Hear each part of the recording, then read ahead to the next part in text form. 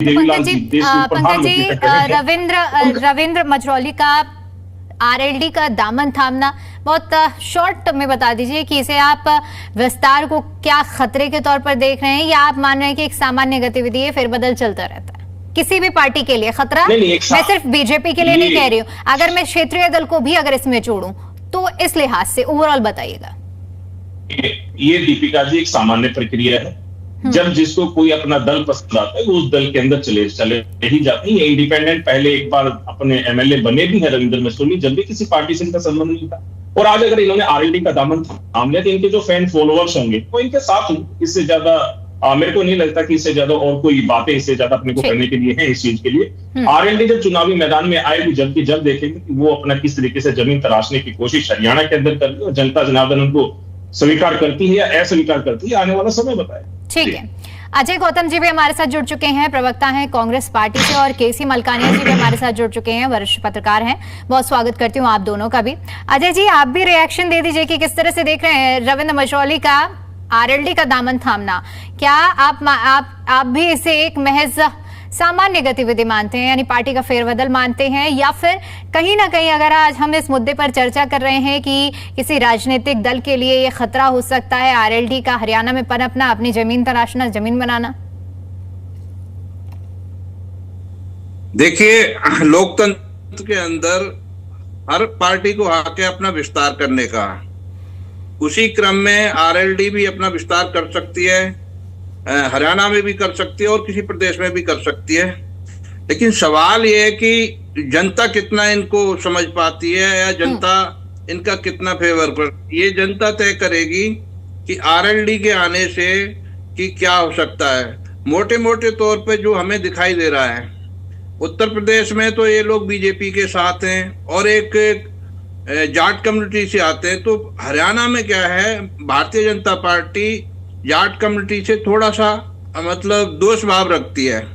तो इनके थ्रू कुछ परसेंट वोट पे एक रणनीति के तहत कब्जा पाने की फिराक हो सकती है, ऐसा हमारा मानना है। बाकी ये जनता तय करती है। अभी जो जयंत चौधरी जी हैं, इनका कोई ज्यादा लंबा चौड़ा कोई वो तो स्टैंड तो है नहीं, कभी किसी के साथ चले जाते हैं, कभी किसी के साथ चले जाते हैं। इनके फादर साहब थे अजीत चौधरी जी, उनका एक वजूद था, और उससे पहले चौधरी चरण सिंह जी जो थे देश और प्रदेश और बहुत बड़े नेता थे वो हमारे किसानों के। लेकिन इन्होंने इधर उधर बदल के अपना स्टैंड काफी खराब कर लिया है। लेकिन इसके बावजूद भी भारतीय जनता पार्टी की बी टीम के तौर पे ये लोग काम कर रहे हैं, और जो एक हमारी सबसे बढ़िया कम्युनिटी है जाट कम्युनिटी जो है, उस पे थोड़ा सा कुछ डाका डालने की फिराक में है। लेकिन जनता समझती है, हरियाणा की जनता बहुत समझदार है, और वो इस तरह के बहकावे में इनके आएगी नहीं। जनता देखती है कि ग्राउंड पे कौन काम कर रहा है, कौन किसानों की लड़ाई लड़ रहा है, कौन मजदूरों की लड़ाई लड़ रहा है, जो कि कांग्रेस पार्टी ये कंटिन्यू करती आ रही है। कांग्रेस पार्टी का बहुत बड़ा जनाधार है हरियाणा के अंदर। तो इसमें इसके आने जाने से मेरे ख्याल से तो कोई ज्यादा फर्क नहीं पड़ेगा। लेकिन ये अपनी कोशिश कर रहे हैं, और कोशिश करनी भी चाहिए। हर राजनीतिक दल को अपनी कोशिश करने का अधिकार है, चाहे वो चोर दरवाजे से किसी भी तरह किसी को फायदा पहुंचाने की नीयत से करे, या वो अपना स्टैंड बनाने के लिए करे। लेकिन जनता समझदार है, इससे ज्यादा कुछ होने जाने वाला नहीं लग रहा है हमें। जी, इसका मैं चाहूंगी कि आप विश्लेषण करें और समझाएं कि एक तरफ उत्तर प्रदेश में अपनी सियासी पकड़ मजबूत करने के बाद अब हरियाणा की ओर आगे बढ़ते हुए, हरियाणा की ओर देखना आरएलडी के लिए, सबसे पहले तो आप इसे कैसे देख रहे हैं? दूसरा, आरएलडी का हरियाणा के अंदर एक्टिव होना, अगर हम रविंद्र मझरौली की बात करें तो वो चेहरा रहा है जिसकी विचारधारा कहीं ना कहीं जाट वोटर्स को साधने की रही है, और इसी विचारधारा पर आरएलडी भी उत्तर प्रदेश में अपनी राजनीति करता रहा है। तो ऐसे में क्या इससे आईएनएलडी और जेजेपी के वोट बैंक पर सेंधमारी के तौर पर देखा जाए? क्योंकि जो तमाम हमारे साथ राजनीतिक दलों से जो चेहरे जुड़े हुए हैं वो तो इसे सीधे सीधे नकार रहे हैं कि ये सिर्फ एक राजनीतिक गतिविधि है, फेरबदल। लेकिन आप इसे कैसे देख रहे हैं? चुनावों के नजदीक तो पार्टी का आना जाना लग रहा तय, चुनावों के पहले या चुनावों के बीच में ये होता है कि कोई ना कोई किसी पार्टी को ज्वाइन कर लेता है। परंतु जहां तक मिश्रोली जी का सवाल है, उन्होंने आरएलडी को ज्वाइन किया है, तो चौधरी चरण सिंह जी को बहुत बड़े नेता रहे, उत्तर प्रदेश के प्रधानमंत्री भी रहे, उनके बेटे अजीत सिंह जी रहे, अब ये तीसरी पीढ़ी चली है जन चौधरी की, तो उनका भाजपा के साथ गठबंधन समझिए या समर्थन समझिए उनका रहा है, तो उनका जाटों में और किसानों के बीच जो है अपना दबदबा है और उसका थोड़ा बहुत फर्क पड़ सकता है। और इसका अगर भारतीय जनता पार्टी के साथ मिलकर देखा जाए तो भारतीय जनता पार्टी को थोड़ा बहुत जाट वोटों का और किसान वोटों का पर, क्योंकि भाजपा को ज्यादातर जो है वो बड़ियों की पार्टी या शहरों की पार्टी मान जाता है, परंतु अब भारतीय जनता पार्टी की पकड़ जो है गांवों में भी है, हर जगह भारतीय जनता पार्टी की पकड़ है और भारतीय जनता पार्टी का विस्तार हो रहा है। तो इस प्रकार अगर वो भारतीय जनता पार्टी में आते या चुनावों के नजदीक किसी ऐसी पार्टी में आते जिसमें सत्ता के आने की संभावना हो तो देखा जा सकता, परंतु ये है थोड़ा बहुत फर्क पड़ेगा, कोई ज्यादा फर्क किसी पार्टी को नहीं पड़ेगा। क्या आरएलडी हरियाणा में अपने पैर फैला सकती है जिस प्रकार उत्तर प्रदेश में उनका दबदबा है, परंतु हरियाणा में अभी तक उनकी दबदबा नहीं। हरियाणा में जो जाटों या किसानों की पार्टी है वो इंडियन नेशनल लोकदल अपने आप को क्लेम करती है, दूसरी पार्टियां भी अपने आप को किसानों की और व्यापारियों की हमदर्द समझती है, परंतु जैसे अब आरएलडी ने ज्वाइन किया है और वो पूरे विधायक हैं तो उनका अपना वोट बैंक हो सकता है, उनके साथ कुछ लोग भी जुड़े हो सकते हैं, थोड़ा बहुत प्रभाव हो सकता है। ये नहीं कि हम कह सकते हैं कि अगर कोई आता है तो उसका प्रभाव नहीं होता, अगर कोई इंडिपेंडेंट विधायक होता है तो उसके अपना वोट बैंक होता है और उस वोट बैंक को सोच लग सकती है, परंतु अभी तक चुनावों को बहुत वक्त है और अगले चुनाव तक क्या बनता है क्या होता है वो देखने वाली बात है, परंतु पार्टियां को इससे कोई ज्यादा किसी पार्टी को फर्क पड़ने वाला नहीं। ये ठीक है विपक्ष कहेगा कि ये भाजपा की बी टीम है,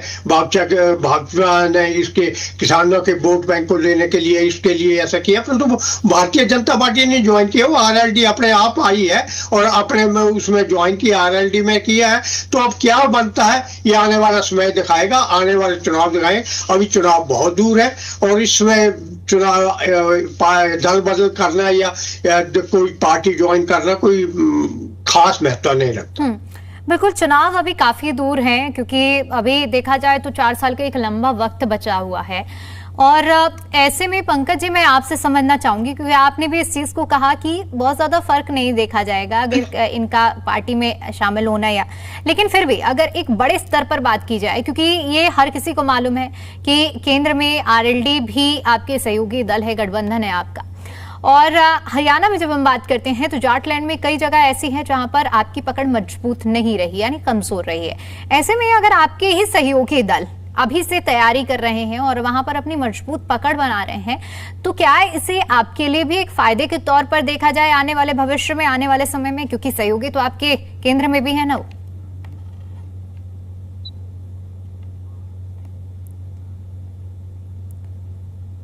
ऑडियो अनम्यूट कर लीजिए पंकज जी अपना। हाँ दीपिका जी अभी आवाज आ रही है? जी जी देखिए, चौधरी चरण सिंह जी जिनकी पार्टी है जो कि भारत रत्न 2024 में मिला, जो कि प्रधानमंत्री वो 1979 टू 1980s में थे, 170 दिन का उनका कार्यकाल रहा और जो किसानों की उन्होंने आवाजें उठाई उसको सबको देखते हुए भारतीय जनता पार्टी के कार्यकाल में 2024 में उन्हें भारत रत्न से नवाजा गया। तो ये कोई छोटी बात नहीं है। इन साथियों ने तो कह दिया कि उनकी बी टीम है, ये टीम है। अरे चौधरी चरण सिंह जी को आपकी जब 1980 के बाद से कांग्रेस की कितनी बार सरकारें बनी और दलों की कितनी बार सरकारें बनी है, लेकिन किसी ने तो कभी नहीं उठाया इस चीज को कि भारत रत्न चौधरी चरण सिंह जी को देना चाहिए। आज अगर चौधरी चरण सिंह जी को भारत रत्न अवार्ड दिया तो भारतीय जनता पार्टी की सोच है, किसान हितैषी पार्टी है, ये लोग कुछ भी कह के निकल जाते हैं। मेरे को इस बात में बड़ा आक्षेप लगता है कि ये लोग कैसी बातें यहाँ पर टीवी पर बैठे कर लेते हैं। अब रविंद्र माशुनी जी आज चुनावों के 4 साल बचे, जो उनका विवेक है कि उन्होंने आरएलडी पार्टी को ज्वाइन किया है। अब आपका सवाल है कि भाई हमारे पे प्रभाव पड़ेगा या हमें मदद मिलेगी, देखिए भविष्य के गर्भ में है। आने वाला समय कैसा होता है, कौन सी पार्टी का वजूद बनता है, किस पार्टी का वजूद नहीं बनता है, लेकिन भारतीय जनता पार्टी माननीय मुख्यमंत्री नायब सिंह सैनी जी की जो नीतियां हैं, नरेंद्र मोदी जी प्रधानमंत्री भारत देश की जो नीतियां हैं, वो जनता की नीतियां हैं, जनता के लिए ही काम करते हैं और अंत्योदय की भावना से अंतिम व्यक्ति तक जो सरकार की नीतियां हैं वो पहुंचे, उसके हिसाब से हम सोचते हैं कि हम जो जनता को इतनी अच्छी डिलीवरी दे पा रहे हैं, उसकी वजह से भारतीय जनता पार्टी की सरकार 2029 में भी निर्बाध तरीके से बनेगी, उसमें कोई हमें E4 बटन नहीं लगेगा। अब साथियों, दोनों ही विपक्षी साथियों ने कहा कि आरएलडी तो भारतीय जनता पार्टी की बी टीम है। अरे साहब, कांग्रेस के साथी कभी कहते हैं कि भैया जेजेपी बी टीम है, आईएनएलडी बी टीम है, आईएनएलडी वाले साथी कहते हैं कि भूपेंद्र सिंह हुड्डा एंड कंपनी और कांग्रेस पूरी हरियाणा में भारतीय जनता पार्टी की बी टीम है। तो मैं ये कहता हूं कि ये सारी बी टीम है और सब समर्थन लगाती है भारतीय जनता पार्टी की सरकार बनाने में। अगर इनकी ही बात को हम समर्थन कर दूं, मैं इनकी बात को समर्थन करता हूं, ये सारी भारतीय जनता पार्टी की बी टीम है, लेकिन ए टीम कौन है जो जनता के दिलों पर राज करती है, जिसको जनता बार बार बनाना चाहती है, वो ए टीम का नाम है भारतीय जनता पार्टी। और हरियाणा के अंदर नायब सिंह सैनी जी के कप्तान है, और भारत देश में जब भारतीय जनता पार्टी और एनडीए की सरकार भारत देश की जनता बनाती है तो उसके कप्तान नरेंद्र मोदी जी हैं। तो नरेंद्र मोदी जी की नीतियां और भारतीय जनता पार्टी में हरियाणा के अंदर नायब सिंह सैनी जी की नीतियां हैं, जिसकी वजह से लोग आकर्षित होते हैं, लोग खुश होते हैं कि एक सरकार ऐसी है जो हमारे पास लगातार चीजों की डिलीवरी करती जा रही है। जब हम किसानों के मसीहा की बात करते हैं चौधरी चरण सिंह जी की, तो वहीं पर हम हरियाणा को भी याद करते हैं, नायब सिंह सैनी जी की नीतियों को भी याद करते हैं जब वो 24 फसलों पर एमएसपी देने की बात करते हैं। पूरे देश के अंदर कोई सरकार नहीं है, न इससे पहले किसी मुख्यमंत्री ने कांग्रेस के कार्यकाल में रहे हुए, आईएनएलडी के कार्यकाल में रहे, किसी ने कभी नहीं सोचा कि भाई हम 24 फसलों पर या सभी फसलों पर एमएसपी हरियाणा के किसानों को दे देंगे। अगर किसानों की ही बातों को जोड़े तो किसानों के मसीहा रहे हमारे चौधरी चरण सिंह जी, और उन्हीं की नीतियों का अनुसरण करते हुए भारतीय जनता पार्टी और हरियाणा के अंदर नायब सिंह सैनी जी मुख्यमंत्री हरियाणा ने उनकी ही नीतियों पर मोहर लगाते 24 फसलों पर एमएसपी देने के करके हरियाणा के किसानों को एक बहुत बड़ा तोहफा दिया है। तो ये किसानों के लिए अगर बात करते हैं तो भारतीय जनता पार्टी ने बहुत ज्यादा अपने प्यारे किसानों के लिए, जो किसान हमेशा यही रोता रहता था कि मुझे एमएसपी नहीं मिलता है, एमएसपी नहीं मिलता है। कांग्रेस के कार्यकाल में अगर दीपिका जी याद करें, कैसे फसल जब खराब हुई थी तो यही गुड़गांव के आसपास मानेसर एक जगह, वहां पर किसानों को 50 पैसे के चेक, 2 रुपए के चेक, 5 रुपए के चेक, ये हमारे किसान भाइयों को मिलते थे। और आज जब भारतीय जनता पार्टी का कार्यकाल है, सरकार है, जो नायब सिंह सैनी जी की नीतियां काम कर रही है, नरेंद्र मोदी जी की नीतियां काम कर रही है, तो 15,000 से ज्यादा का मुआवजा प्रति एकड़ हरियाणा के किसानों को मिल रहा है। तो इनका ये बेईमानी है, ये बेईमान लोग पता नहीं किस तरीके से आकर के यहाँ पर किसानों के लिए भी गलत बातें बोलते हैं, दूसरी पार्टियों के भी बारे में बोलते हैं। हाँ, जब अगर आरएलडी अपना नियत से यहाँ पर काम करेगी तो कुछ ना कुछ वो वोट परसेंटेज वो भी लेगी, चाहे वो 0.1% हो, चाहे 0.2% हो, चाहे 0.5% हो। पॉजिटिव नोट पर आप कह रहे हैं कि अगर आज इस दिशा में कदम उठाया है तो भविष्य में अगर काम मजबूती से किया जाता है तो पॉजिटिव रिजल्ट मिलेगा आरएलडी को। ऑब्वियसली बात है। ठीक है, रेड्डू जी मैं आपका रुख करूंगी। 2024 के अगर हम चुनावी आंकड़ों पे अगर हम नजर डालते हैं तो हमने उस पर नजर डालने के बाद हमें जो आंकड़े मिलते हैं, इनेलो का क्या वोट शेयर रहा है, कांग्रेस का क्या वोट शेयर रहा, बीजेपी का क्या वोट शेयर रहा, ये सबके सामने है। ऐसे में अगर हम हरियाणा की राजनीति की बात करते हैं तो जाट मतदाता, जाट समुदाय एक निर्णायक रोल भी अदा करता है। करेक्ट करिएगा अगर मैं गलत भी हूं तो ऐसे में मैं अब आपसे ये जानना चाहूंगी कि 4 साल का ये जो लंबा समय, भी यही सवाल मैं पंकज जी से भी कर रही थी और मैं यही समझना चाह रही हूँ कि राजनीतिक दृष्टिकोण से कि अगर 4 साल पहले से ही अगर ये तैयारी शुरू कर दी गई है, आरएलडी अगर मजबूती के साथ जाटों को साधने के लिए काम कर रही है, तो अब इनेलो इसे किस तरह से देखेगी? क्या आप लोग भी अब कुछ इस दिशा में रणनीति बनाएंगे ताकि इस खोई हुई सियासत को पाने में कुछ कदम उठाए जा सके?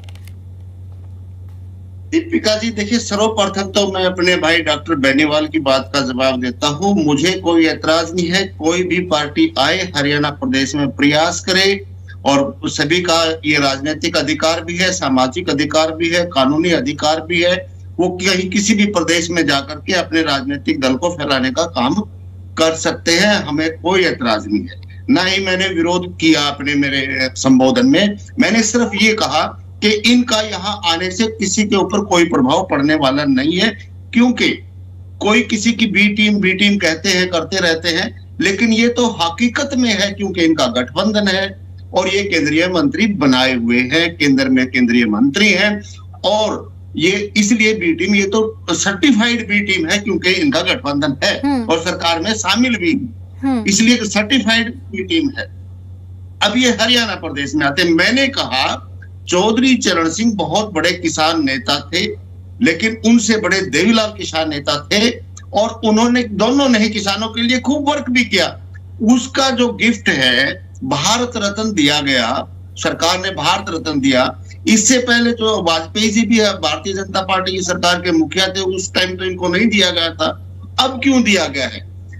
दीपिका जी, मैं आपके चैनल पर बोल आने वाला से मैं आपको ये सिद्ध करके दिखाएगा, जयंत चौधरी ने बहुत बड़ा गलत स्टेप लिया। उत्तर प्रदेश 80 लोकसभा की सीटें उनको 2 पर समेट दिया और 20 या 25 विधानसभा की सीटें दी थी। जो पार्टी प्रदेश में राज करती थी, पूरे क्षेत्र में अपना दबदबा रखती थी, उनको मात्र 2 लोकसभा सीटों पर जितवाने का काम किया और वो भी भारतीय जनता पार्टी के एहसान से। और अगली बात मैं ये कहता हूं, आपके चैनल के ऊपर आपके जो है ना सभी दर्शक सुन रहे हैं, श्रोता सुन रहे हैं, ये 2029 के चुनाव की भारतीय जनता पार्टी द्वारा की गई तैयारी है, जिन्होंने, क्योंकि सभी कहते हैं, ये खुद भी कहते हैं भारतीय जनता पार्टी वाले कि हम तो 24 हाउस चुनावी मोड में रहते हैं। तो ये वही एक तैयारी है कहीं ना कहीं हरियाणा प्रदेश में। बिल्कुल वोट शेयर की बात आपने की, 39% कांग्रेस को मिला, 39.8 समथिंग जो है ना भारतीय जनता पार्टी को मिला। हमारे को भी 2.5-3% वोट शेयर मिला इसमें, तो बराबर की वोट शेयर थी। ये वही था कि भारतीय जनता पार्टी को यहाँ से निकालना चाहते थे। अब बराबर का वोट शेयर इनके विपक्ष में पड़ा हुआ है, बल्कि टोटल मिलाए तो फालतू पड़ा हुआ है। और कहीं ना कहीं भारतीय जनता पार्टी को यह डर खा रहा है कि हरियाणा प्रदेश की वोटों का जो पोलराइजेशन हुआ है दो ही साइड में, अगले चुनाव में ये सारा का सारा vote polarisation Indian National Lokdal party की तरफ ना चला जाए। वही रेटू जी, पोलराइजेशन की आप बात कर रहे हैं, वही ध्रुवीकरण की मैं बात कर रही हूँ ना, कि अगर अभी से तैयारी, मान लीजिए कि आप कह रहे हैं कि बीजेपी ही करवा रही है, अगर तैयारी उन्होंने शुरू कर दी है तो बस शॉर्ट में जवाब दीजिएगा, या इससे एक लेसन लेते हुए आप लोग भी कुछ शुरू करेंगे? नहीं, हमें तो जरूरत ही नहीं है। इन्होंने तो तैयारी शुरू कर दी, लेकिन इनकी जो ये तैयारी है ये एक असफल तैयारी है, क्योंकि हरियाणा प्रदेश का किसान, हरियाणा जरूरत प्रदेश क्यों नहीं है का सर? वोट शेयर नहीं बढ़ाना है क्या आपको? 2024 का जो वोट शेयर है अभी आपने बताया, तो क्या आपको नहीं लगता कि वोट शेयर बढ़ाना है? जरूरत कैसे नहीं होगी?